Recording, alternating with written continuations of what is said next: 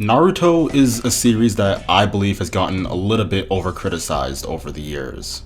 In the anime community as of late, it seems like the cool thing to hate on Naruto.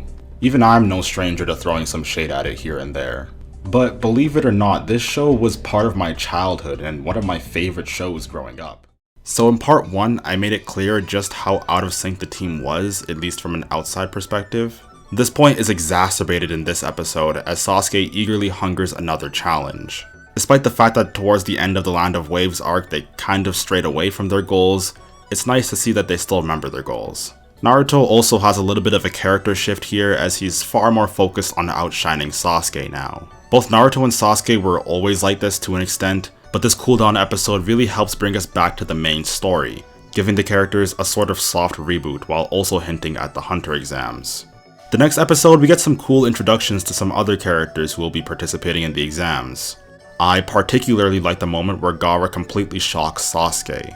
It's also implied this episode that Gaara is around Kakashi's level in strength. This hints at the idea that this world is full of arbitrary rankings that don't really tell you the full capacity of how ninja truly are. Of course, there needs to be some ranking and some qualifications, but they clearly aren't the be-all end-all. This is an idea that I agree with. In my time, I've witnessed firsthand 14-year-olds ball out like full-grown men, 50-year-olds who would make the most active 20-year-old look out of shape in comparison. I've seen people graduate school before they could even graduate into a Class 7 driver's license. This is to say that age isn't always the best metric. When it comes to skills, at least, a better predictor is your affinity and your experience. As we'll see later on, Gaara has a lot of affinity towards being a ninja, while Rock Lee has a lot of experience training to be a ninja. And clearly, both of them are way above their peers, although I'll be talking about that fight in the next video. Now, I'm not saying using age or rankings are in and of themselves bad metrics, but it isn't the full story. And it's cool to see that, especially with Gaara, there's clearly some outliers. I'm excited to see how or if Naruto really goes in and tackles this theme. What I also like about this scene is how it brings Sasuke down to earth. He may have been the #1 student, but he isn't the only freak around. Not by a long shot. He may be the best among his team, but he doesn't sit among some pedestal scoffing at the lowly mongrels below him. Admittedly, the other members of the Chunin exams are a year older than Sasuke, but Gaara is the same age as Sasuke, so that doesn't count. Sasuke was starting to get on my nerves, and this was a good wake-up call. Speaking of wake-up calls, later on we're introduced to Rock Lee, who absolutely embarrasses Sasuke. I almost forgot just how metal this character is. This was an important fight, not only because it levels Sasuke, making him recognize the importance of having a collective team in order to develop to your fullest, similar to what was established in the Land of Waves arc, and not because it helps the audience gain a tangible understanding of the hard work and sacrifice the characters need in order to become Chunin, but because it introduces yet another theme, hard work versus talent.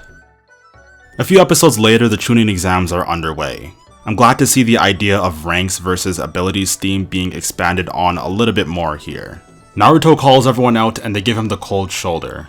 Before we even start the Chunin exams, Guy tells Kakashi that he shouldn't let his first year genins take the exam. They don't have the experience. By experience, he's implying that the team is too young. This is completely ignorant of the abilities and experiences that they've actually gone through. Guy is making assumptions based on their age. And so is everyone else when Naruto calls them out. Again, this isn't necessarily wrong of them, it just further proves the point that age isn't always the best metric. It's unclear if he or anyone else knows that their C-class mission quickly turned into an A-class mission, so them surviving is almost as impressive as Gaara's B-class feat. I do think he did jump the gun a bit too early and should have tried to understand Kakashi's reasoning, but all things considered, no one is right or wrong per se. I just wanted to mention this because I'm interested in seeing how this theme advances and what Kishimoto has to say about the ideas of ranks and classifications as the narrative develops. The first test struck me as eerily peculiar. Why are people only deducted 2 points for cheating? If this were a standard test, that would be game over. At the end, he doesn't even say, "I hope you know your stuff," or anything along those lines. He says, "Be good shinobi." I'm sure this is a test of how well you can cheat. Being a good shinobi, after all, requires you to be stealthy. And the next episode proves me right. I don't have anything to say about the actual phase of the exam, aside from really liking the character's abilities. If you've watched my Hunter x Hunter Nen video, I talked about how much I loved when abilities can be used outside of combat. So it was really fun to see the different applications of the various abilities. The abilities are so unique too. It really helps justify why the villages are so secluded. The abilities are very specific, so you probably wouldn't want to potentially taint the perfect Hyuga genes with those smelly Nara genes, because it can mess up your offspring. Not only are these two clans in particular pretty much polar opposites, but the dojutsu the Hyuga clan possesses may be lost somewhere in the process, or at the very least made worse. This is going to be really brief in order to not put too much emphasis on it, but it's well known that the Chunin exams took a lot of inspiration from Hunter x Hunter's Hunter exams. This was even confirmed by the author of Naruto. I will say that the similarities are pretty superficial, and the actual messages and even tone are very different. But man, it is incredibly funny to rewatch this series and notice all of this stuff unfold. From the way they're formatted to even the events that occur in their order is almost identical. In the Forest of Death, we're introduced to Orochimaru, who is a snake man, and minor spoilers for Hunter x Hunter I guess, but I believe it was the third phase of the Hunter exams where we were introduced to Hisoka. Now, he existed before then, but he didn't play a major role until the third phase. Both Hisoka and Orochimaru share an obsession with the main characters, Hisoka and Gon, and Orochimaru and Sasuke. They act nothing alike, of course. Hisoka is a flamboyant clown, and Orochimaru is a weird snake man. Alright, no more Hunter x Hunter and Naruto rambling. Let's just get to the Forest of Death. I wanted to include that brief spiel because I know there's gonna be someone in the comments that comments, "Oh, this is Hunter exams in Naruto, hee hee." It always happens when you talk about the Chunin exams. The premise of this phase is very captivating to me. It's tense seeing everyone's primal instinct take over as they do everything in their power to survive. The Sasuke vs Orochimaru fight was really entertaining to me due to factors that have nothing to do with the actual narrative or even the animation. I mean, it had some pretty sweet animation, but what really enthralled me was how well taijutsu and cool ninja ninjutsu were so seamlessly woven together. The fight choreography was amazing. Orochimaru darting around at incredible speed, being countered by Sasuke's Sharingan reaction time. Sasuke using the terrain to his advantage and catching Orochimaru off guard to tombstone pile driver his ass. To the final setup where Sasuke locks up Orochimaru, making clever use of his basic ninja skills and accessories to scorch him with a fire style jutsu. It's really cool seeing how these powers can be used to actually make fights more dynamic. However, mixing combat and magic can easily result in power creep. Larger explosions can easily render smaller taijutsu meaningless.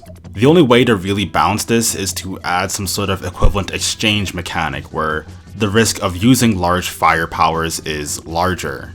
This was kind of what was done in this fight. Sasuke can't just spam fire, so he had to use taijutsu and ninja accessories to pin him down so he actually had enough time to set up and use his fire blast.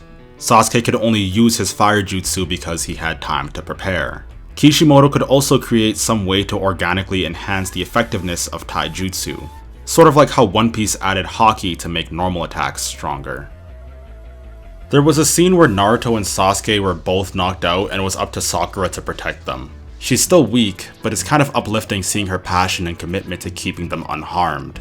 I mentioned in part 1 how I wasn't too sure of the point of her inner voice, but I think that here it's used to emphasize her insecurities. Even before the exam, she was pressured to not go because she was too weak. It's always Naruto and Sasuke who end up doing the dirty work, and Sakura is just there on the sidelines to provide moral support. In this fight, she had no one to rely on. If she failed, they all die. Don't get me wrong, there's still no reason for this inner self to come out. The same thing can be accomplished if she were to just internally think about these things instead of having some alter ego nagging her about it, but at least this time it serves a consistent purpose. With that being said, a lot of the effectiveness this scene had is completely derailed by the consistent flashbacks with Sakura and Ino. These are the dumbest, most pointless, annoying flashbacks so far. Absolutely no need to have them. Way too much time was spent on them. Frankly, no one cares about this rivalry. With all hope lost, Sasuke awakens with these black markings and is surrounded by evil chakra. You can tell because it's purple. and purple is an evil color. With his evil chakra, he's able to destroy everyone in an instant. But he suddenly has evil intent. He snaps out of it and he's back to normal. The curse mark feels like it was given to Sasuke as some sort of artificial multi-personality struggle.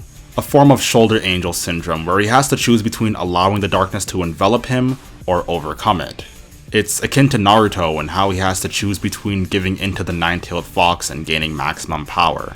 But then if he does, he will lose himself.